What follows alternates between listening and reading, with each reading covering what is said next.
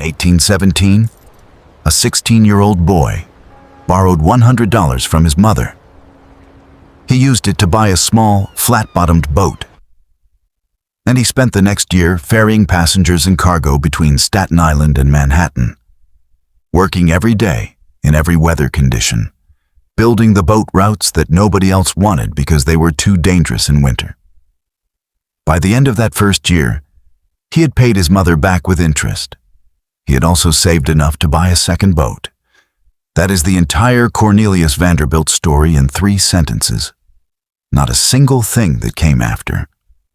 Not the steamship empire, not the railroad dominance, not the fortune that made him the wealthiest American in history, happened for any reason other than those 3 sentences repeating themselves at larger and larger scale for the next 79 years.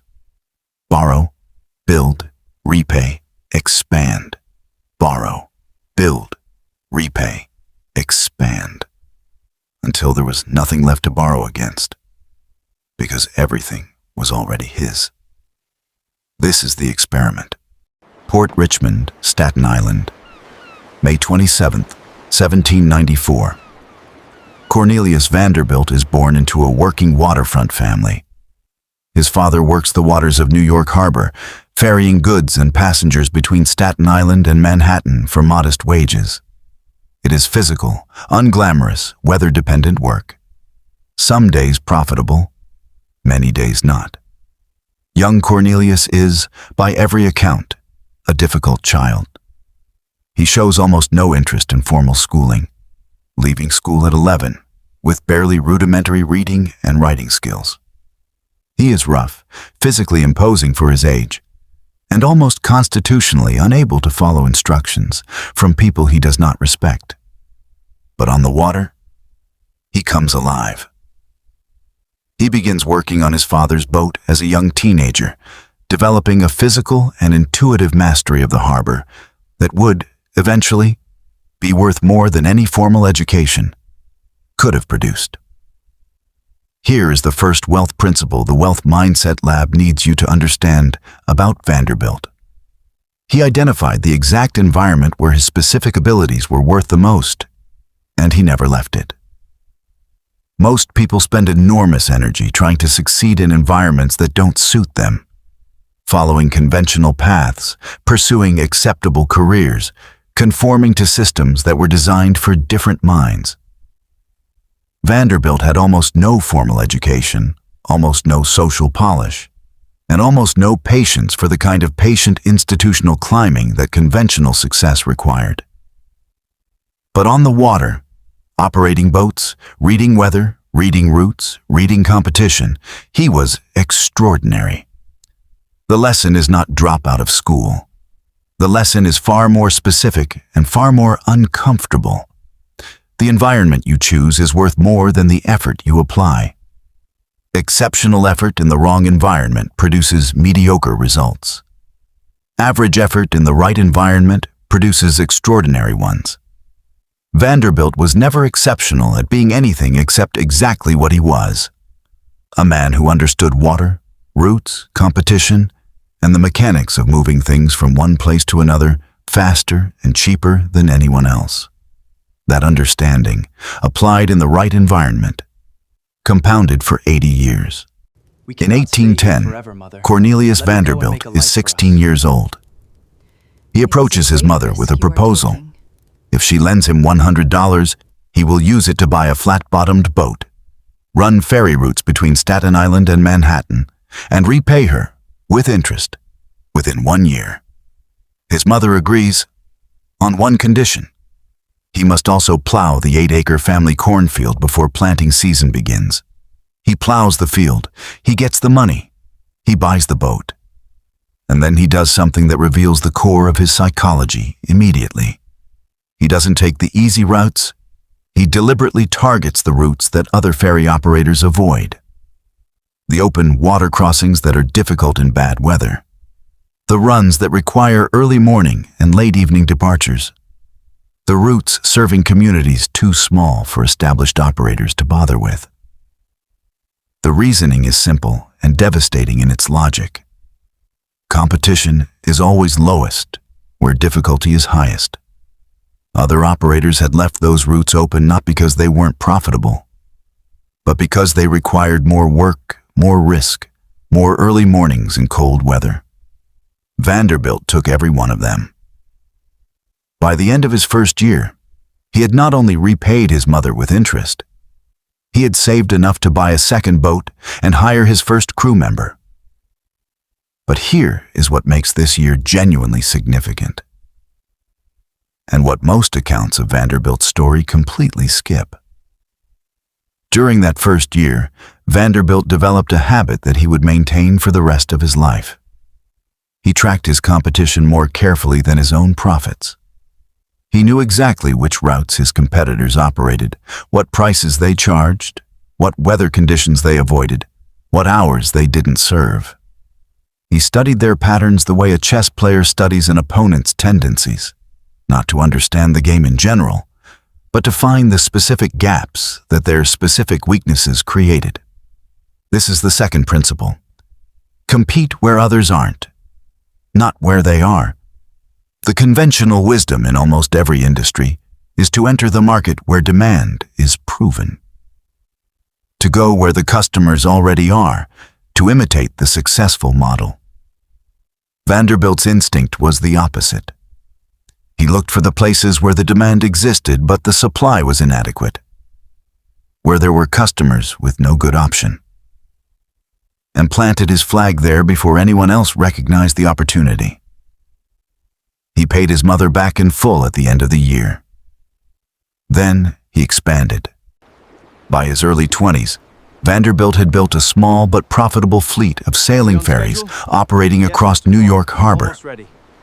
And then the world changed around him.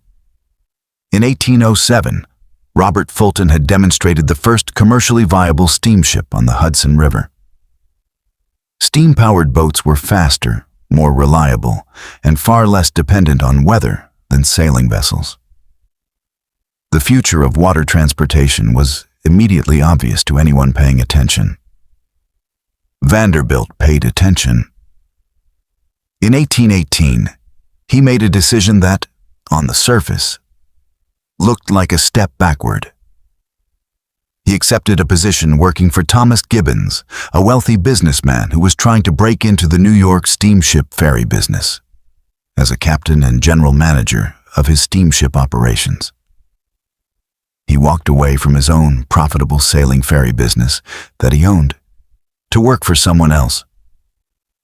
Every person who knew him thought he had lost his mind. He had done the opposite. Here is the third principle, and it is the one that almost nobody who studies Vanderbilt ever discusses. He was willing to sacrifice short-term ownership for long-term mastery. Vanderbilt understood something that most entrepreneurs never learn. Owning a business in yesterday's technology is worth less, with every passing year, than mastering the technology of tomorrow. He owned sailing ferries. Sailing ferries were already becoming obsolete. Steamships were the future. He didn't have the capital to buy into steamships himself. So he went to where the steamships were and learned everything there was to know about operating them, managing their routes, dealing with their logistics, fighting their legal battles. He worked for Gibbons for 11 years. 11 years as an employee, learning the legal, financial, and operational dimensions of the steamship business at someone else's expense. When he left in 1829, at age 35, he had saved over $30,000, had mastered every aspect of steamship operation, and had identified exactly which routes the newly competitive market had left vulnerable. He was not starting over. He was starting from a platform of knowledge that no amount of money could have bought faster. From 1829 onward, Cornelius Vanderbilt operated as a fully independent steamship entrepreneur, and the tactics he deployed over the following 2 decades became legendary, feared, and widely imitated. His primary weapon was simple and devastating: price. When Vanderbilt entered a route, He immediately dropped his fares to levels that existing operators could not match without losing money. Sometimes he went further, reducing fares to zero on certain routes, making his money instead from the food and services sold on board. His competitors had two options: match his prices and bleed money until they failed, or pay him to leave. Most of them chose to pay him to leave. This practice generated enormous public criticism. Newspapers called him a pirate. Legislators threatened investigation. He continued. But here is the psychological dimension that the pirate narrative always obscures. Vanderbilt was not operating from malice. He was operating from a deeply held belief that competition, real, brutal, unsentimentally price-driven competition, was the most honest system for allocating resources in an economy. He genuinely believed that any operator who couldn't survive his competition didn't deserve to survive it. This is the fourth principle, and it is the most uncomfortable one in this entire series. Sentiment has no place in competitive strategy. Vanderbilt did not dislike his competitors personally. He did not enjoy their suffering. He simply refused to allow their difficulty to become his restraint. The market, in his view, was not a system designed to protect existing operators. It was a system designed to reward the most efficient provider of a service. He was the most efficient provider.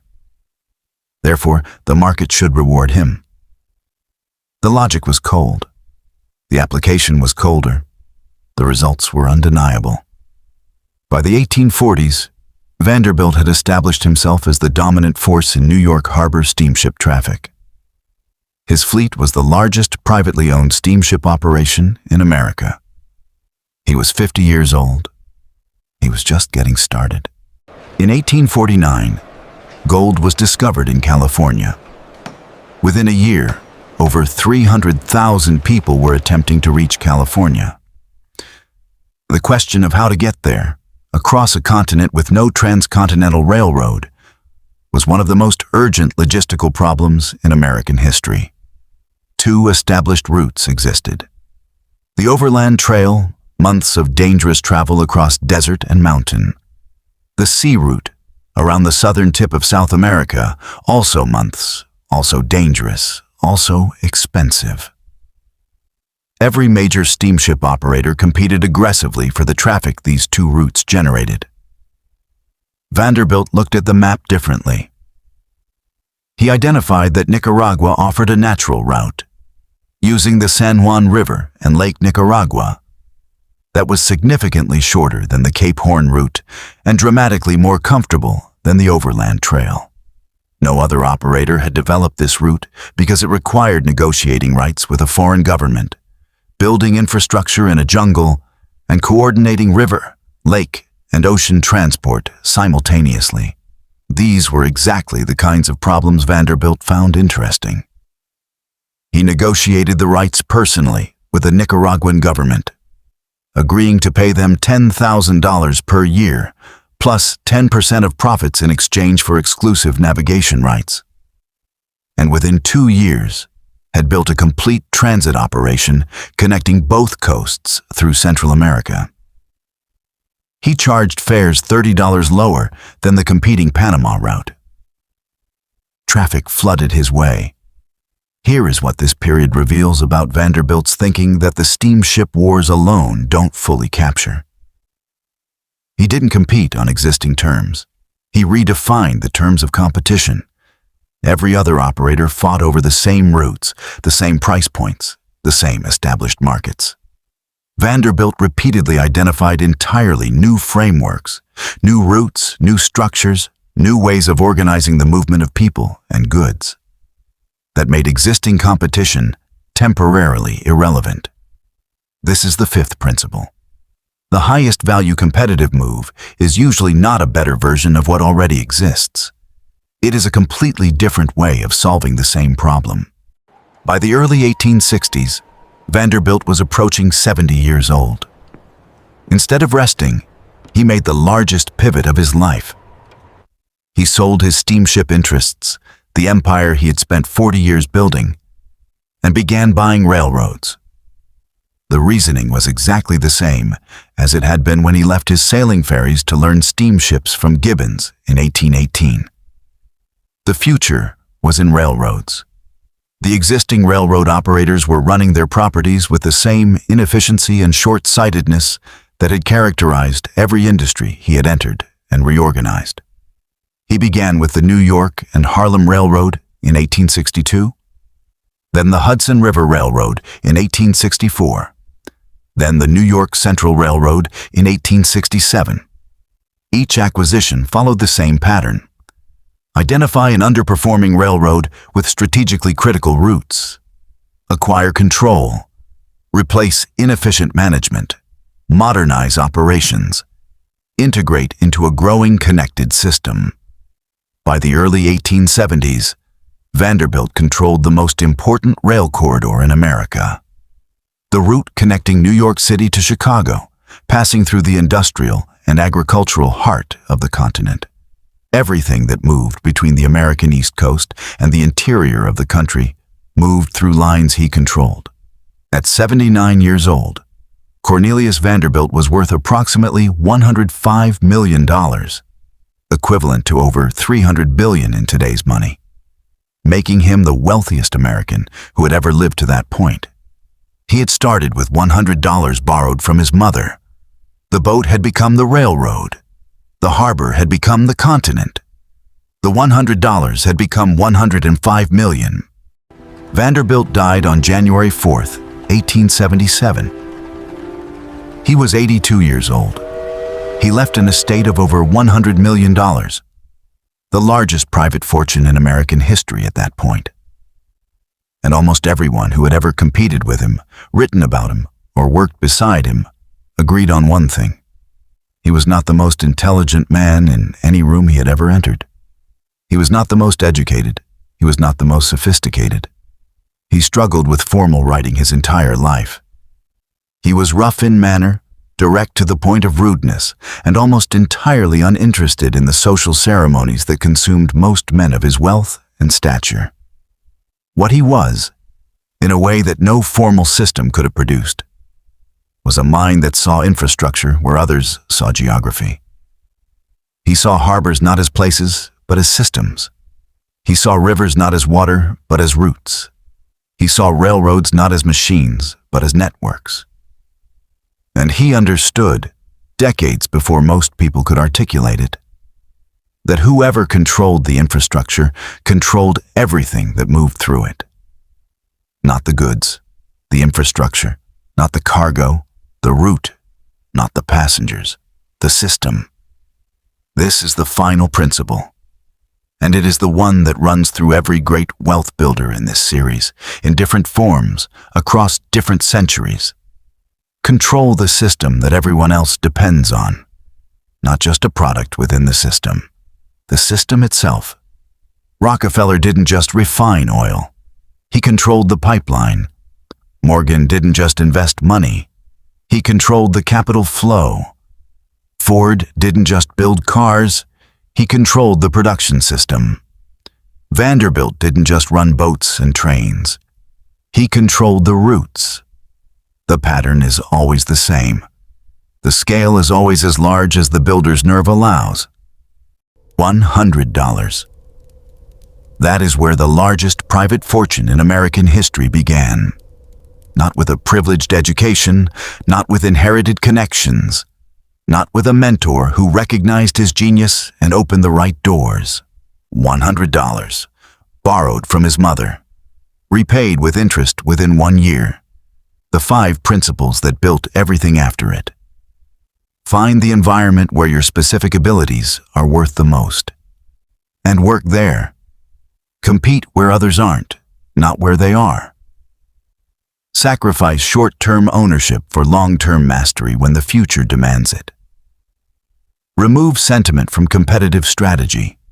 Redefine the terms of competition rather than competing on existing terms. None of these principles required a formal education. None of them required connections. None of them required starting with more than $100 and the willingness to work routes that nobody else wanted in weather that nobody else would tolerate. The question this experiment leaves you with is the same question every experiment in this series has been building toward. Which route is nobody else running? Because it is too difficult, too exposed, too unglamorous, that you could be running right now. Not a better version of someone else's route. Your route, the one that suits exactly the abilities you have, in exactly the environment where those abilities are worth the most. Vanderbilt started on the water. He ended with the continent. The experiment is complete. Think differently. Build differently.